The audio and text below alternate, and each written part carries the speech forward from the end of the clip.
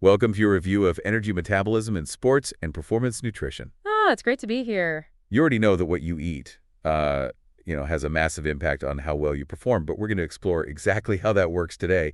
We'll unpack how your body turns food into fuel from that first bite all the way to powering through a tough workout. Yeah, that's right. We're going to break down the journey from your plate to your muscles and then kind of dive into how those energy systems actually function when you're really pushing yourself. Okay, love it. So what happens to the food we eat? It doesn't just magically become energy, right? Not quite, but it is a fascinating process. Let's start with the digestive system, your body's very own food processing plant.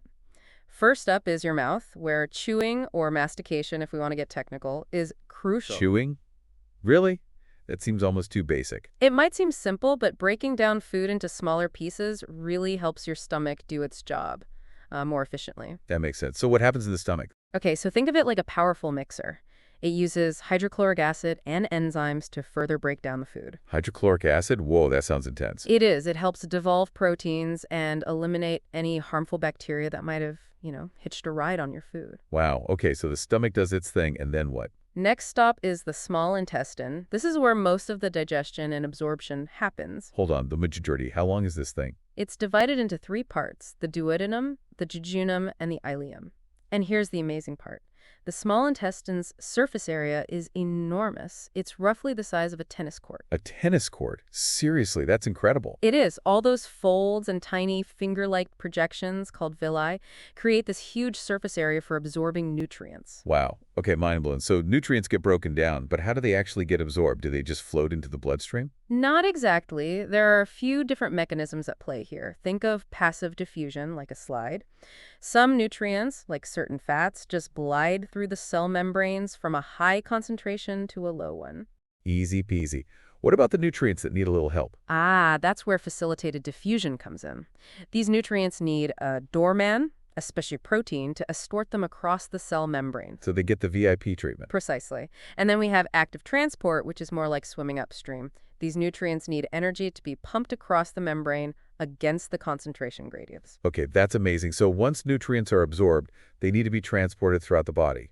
Let's start with carbs, everyone's favorite energy source, right? Definitely a key player. Carbs get broken down into simple sugars, mainly glucose, and absorbed in the small intestine. And then what happens to all that glucose? Well, it has a few possible fates. First, it can be stored as glycogen in the liver and muscles, kind of like your body's energy savings account. Smart. What else? It can be converted into fat if you consume more than your body needs at the moment. Ah, the classic carb overload. And of course, the most important function of glucose is to provide energy. That's what it's all about. So how does that actually work? Well, glucose needs to get inside your cells to be used for energy, and that's where insulin comes in. Insulin acts like a key, unlocking the cell doors to let glucose enter. Interesting. So without insulin, glucose can't get into the cells. Exactly. That's why insulin is so crucial for regulating blood sugar levels. Now, let's talk about fats. They often get a bad rap, but they're an important energy source too. They are essential for some bodily functions, right? Absolutely. They play key roles in hormone production, cell structure, and insulation. Plus, they provide a lot of energy, even more than carbs per gram. Okay, so how are fats digested and absorbed? It's a multi-step process. It starts in your mouth with chewing and the enzyme lingual lipase, which begins breaking down fats. Lingual lipase. That sounds like a specialized fat-fighting agent. You could say that. It starts breaking those fats down into smaller molecules. Then, in the stomach, gastric lipase continues the breakdown process. So it's a team effort. Definitely. But the real heavy lifting happens in the small intestine. The gallbladder releases bile, which acts like a detergent, breaking fat into smaller droplets, and then pancreatic lipase further breaks down those droplets. Okay, so it's a well-coordinated system. Exactly. These smaller fat molecules then form tiny packages called micelles, which help them get absorbed into the intestinal cells. Micelles. Sounds like miniature spaceships for fat molecules. Great analogy.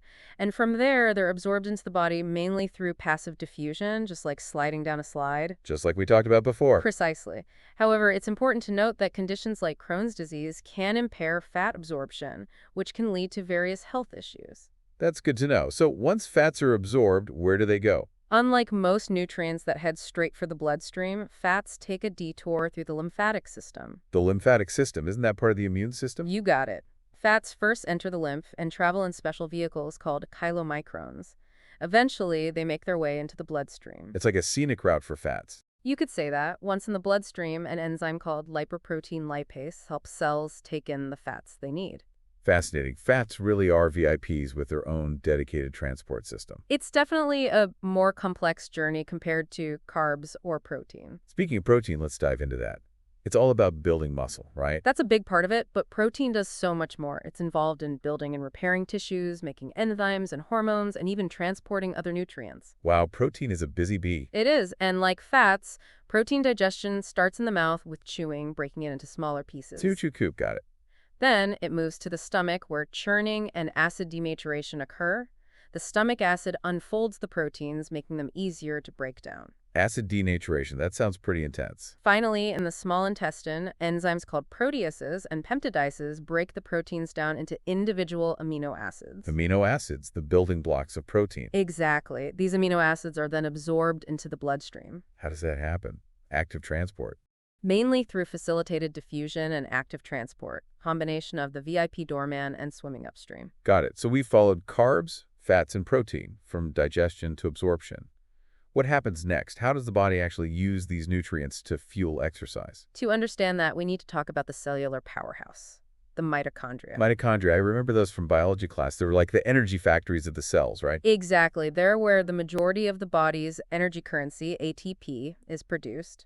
ATP, can you remind us what that stands for and why it's so important? ATP stands for adenosine triphosphate. It's the molecule that provides energy for all cellular processes, from muscle contractions to nerve impulses. So it's the fuel that makes everything go. Precisely. ATP has these two high-energy bonds where energy is stored. When a bond is broken, energy is released, and ATP is converted to ATP, adenosine diphosphate. So it's like a rechargeable battery. That's a great analogy, and the mitochondria are constantly working to recharge those batteries, producing ATP from the breakdown of carbs, fats, and protein. Amazing. So the food we eat gets broken down, absorbed, and transported to the mitochondria, which then produce ATP to power our bodies. But how does this work during exercise? I mean, our energy needs change depending on what we're doing, right? Absolutely. That's where our three energy systems come in. They work together to meet the body's demands, but their contributions vary depending on the intensity and duration of the activity. This is getting really interesting. Tell me more about these energy systems. First up is the phosphagen system. It's the fastest, providing immediate energy for short bursts of intense activity, like a sprint or a jump. So it's like a quick burst of energy. Exactly. It uses creatine phosphate to rapidly replenish ATP, but it has a limited capacity, lasting only a few seconds. And then the anaerobic system kicks in. Right. This system is for high-intensity activities lasting up to a couple of minutes, like a 400-meter sprint or a tough weightlifting set. It relies on glucose breakdown without needing oxygen, a process called glycolysis. Glycolysis, I've heard that term before. It's the breakdown of glucose into pyruvate, which then gets converted to lactate. Lactate is what causes that burning sensation in your muscles during intense exercise. Ah, the lactic acid burn. And finally, we have the aerobic system, the most efficient system for producing ATP.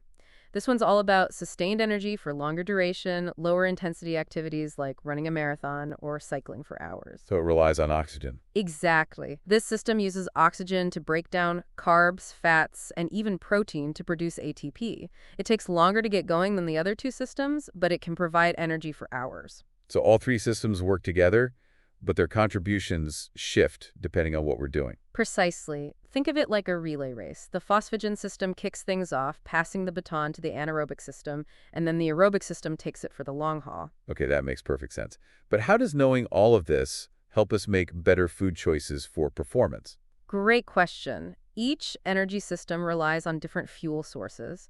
The phosphagen system primarily uses stored ATP and creatine phosphate, which you get from your diet. So eating enough protein is important for that system. The anaerobic system relies heavily on carbs, specifically glucose, so having enough glycogen stored in your muscles is crucial for those high-intensity efforts. Carb loading before a big race makes sense then. Absolutely. And the aerobic system can use both carbs and fats for fuel, with the proportion depending on the intensity and duration of the activity. So if you're doing a long, slow run, you'll burn more fat. That's the idea. And of course, protein is always important for muscle building and repair, regardless of the energy system you're using. Okay, so we need to make sure we're getting enough of all three macronutrients: carbs, fats, and protein. You got it.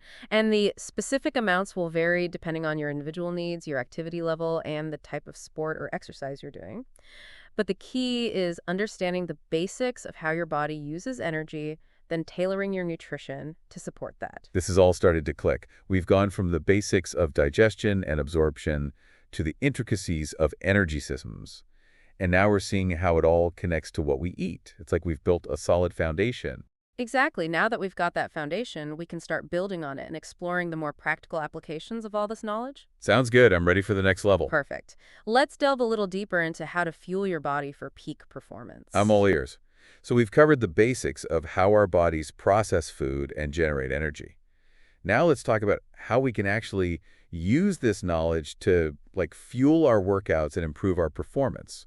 What's the best way to fuel up before exercise? That's where meal timing comes in.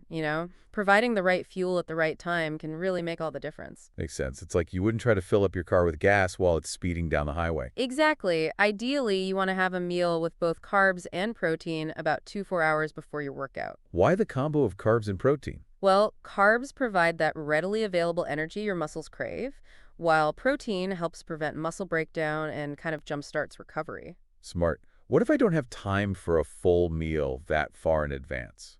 A smaller snack with carbs and a bit of protein about 30 to 60 minutes before can help top off your energy stores. Something like a banana with peanut butter or a quick yogurt parfait? Perfect examples. Now, during exercise, the fuel you need depends on the intensity and duration of your workout. So for a short, high-intensity workout, I probably don't need to worry about fueling up mid-workout. Unless it's like a really intense competition, your pre-workout fuel should be enough for anything under an hour. But for longer workouts, especially endurance activities, you'll need to keep those energy levels topped up. So for those longer sessions, what should I be aiming for? For exercise lasting over an hour, aim for about 30-60 grams of carbs per hour. This could be from sports drinks, energy gels, or even simple snacks like dried fruit or pretzels. It's all about finding what works best for you and your stomach, right? Absolutely. And don't forget about hydration. Drink consistently throughout your workout to replace the fluids you're losing through sweat. Water is key. What about electrolytes? If you're sweating a lot or exercising for a long time, you might need to replenish electrolytes like sodium and potassium. So sports drinks can be helpful for that. They can be, or you could opt for electrolyte-rich foods like bananas or coconut water. Okay, so we fueled up before and during exercise. What about afterward? Recovery nutrition is just as crucial as what you do before and during your workout. Why is that? Well, after exercise, your muscles are depleted of glycogen, and there's some muscle tissue breakdown that needs repair. So I need to replenish those energy stores and help my muscles rebuild. Precisely. Within 30-60 minutes of finishing your workout, aim for a meal or snack with both carbs and protein. A classic chicken and mice bowl or a protein smoothie would do the trick. Excellent choices. The carbs replenish glycogen, and the protein provides those building blocks for muscle repair. It's fascinating how it all comes together like that. I'm starting to understand the science behind fueling my body, not just relying on guesswork. It's all about providing your body with the right fuel at the right time to support your activity level. It's like a carefully choreographed dance between nutrition and exercise. You mentioned earlier that every athlete is different. Can you expand on that a bit? Of course, there's no one-size-fits-all approach to sports nutrition. Individual needs vary based on factors like genetics, training level, body composition, and goals. So what works for one athlete might not work for another. Exactly. A marathon runner will have very different nutritional needs compared to a powerlifter, for example. That makes perfect sense. Endurance athletes need more carbs for sustained energy, while strength athletes need more protein for muscle growth. Exactly. And even within the same sport, individual needs can vary depending on the athlete's training volume, intensity, and goals. So how can athletes figure out their own individual needs? Working with a qualified sports nutritionist is the best way to get personalized guidance. What can a sports nutritionist do? They can assess your individual needs, create a tailored nutrition plan, and help you track your progress. It's like having a personal nutrition coach in your corner. That sounds incredibly helpful. Where can people find a qualified sports nutritionist? Professional organizations like the Academy of Nutrition and Dietetics have directories of registered dietitians who specialize in sports nutrition. That's great. I'll make sure to include some links in the show notes. Now let's shift gears a bit and dive deeper into the cellular level. We've discussed how nutrients are digested, absorbed, and used to produce energy. But how does the body actually make that energy currency, ATP? I'm ready to explore the inner workings of our cellular factories. Imagine your cells as like bustling cities with different departments working together harmoniously. Love that analogy. One of the most vital departments is the mitochondria, the powerhouse of the cell. This is where the magic of ATP production happens. So the mitochondria are where all the action takes place. Exactly. And the process of producing ATP is quite remarkable. It involves a chain of chemical reactions that transform the energy stored in food into a usable form for our cells. Okay, break it down for me. How does this energy conversion actually happen? It's a bit intricate, but I'll try to keep it simple. Remember how we talked about carbs, fats, and protein being broken down into smaller molecules like glucose, fatty acids, and amino acids? Yes? Well, those molecules enter the mitochondria and undergo a series of transformations. Transformations. Sounds like a superhero origin story. It's quite the process. One of the key pathways is called the citric acid cycle, also known as the Krebs cycle. The Krebs cycle, that rings a bell from biology class, but I'm a bit fuzzy on the details. Think of it like a spinning wheel of reactions. These molecules get broken down further, releasing energy and electrons in the process. What happens to those electrons? They get passed along a chain of proteins called the electron transport chain. It's like a relay race for electrons, with each protein passing the baton to the next. Okay, I'm visualizing it.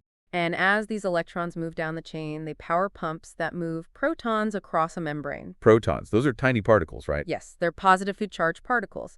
This buildup of protons creates a gradient, kind of like water building up behind a dam. So there's potential energy stored there, waiting to be released. Exactly. And that potential energy is used to power the enzyme ATP synthase. ATP synthase, that's the enzyme that actually makes ATP. You got it. It's like a turbine using the flow of protons to generate ATP. So it's all connected. From the food we eat to the breakdown of molecules to the movement of electrons and protons, it all culminates in the production of ATP. It's a beautifully orchestrated process happening right now in every cell in our bodies. Amazing. Now, how do those three energy systems we discussed earlier, phosphagen, anaerobic, and aerobic, fit into this whole ATP production process? Each system has its own way of contributing to ATP production. The phosphagen system is the simplest. It directly uses creatine phosphate to replenish ATP. So it's like a quick fix, a burst of energy for those short, intense moments. Exactly. But it's only good for a few seconds of activity. Then the anaerobic system takes over for those slightly longer bursts. Right. It relies on glycolysis, the breakdown of glucose without oxygen, producing pyruvate, which can then enter the mitochondria. And glycolysis also produces lactate, the stuff that makes our muscles burn during intense exercise. That's right. But lactate isn't just a waste product. It can actually be recycled back into glucose by the liver through a process called the Cori cycle. So even lactate has a role to play. Absolutely.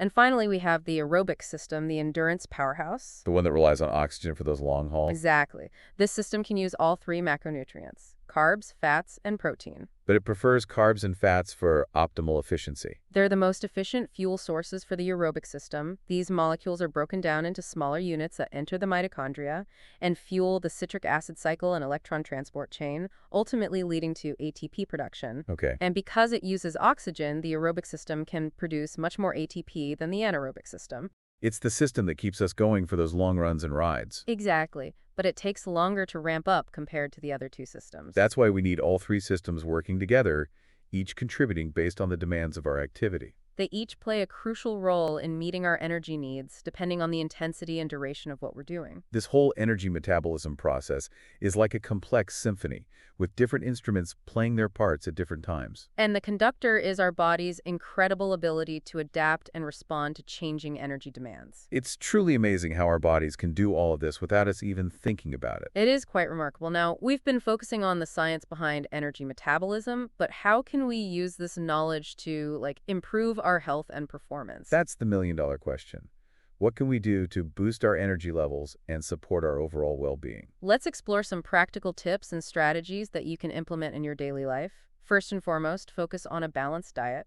That means eating plenty of fruits, vegetables, whole grains, lean proteins, and healthy fats. Exactly. Those foods provide the essential nutrients your body needs to function optimally. And they provide the fuel for those energy systems we've been discussing. Absolutely. In addition to a healthy diet, regular exercise is crucial for boosting energy levels. Why is that? Exercise improves cardiovascular health, increases muscle mass, and enhances insulin sensitivity, all of which help the body use energy more efficiently. It's like a domino effect, with each positive change leading to another. Exactly. And exercise also helps reduce stress and improve sleep, both of which can impact energy levels significantly. So exercise is like a triple win. Absolutely. Another important factor is managing stress. I can definitely relate to that. Stress can be a major energy drain. When we're stressed, our body releases hormones like cortisol, which can interfere with energy metabolism. So finding healthy ways to manage stress, like meditation, yoga, or spending time in nature, can be a huge energy booster. Exactly. And last but not least, prioritize sleep. Sleep is when our bodies get to recharge and reset. During sleep, our body repairs tissues, balances hormones, and consolidates memories, all essential processes for optimal energy metabolism. So we should aim for 7–9 hours of quality sleep each night.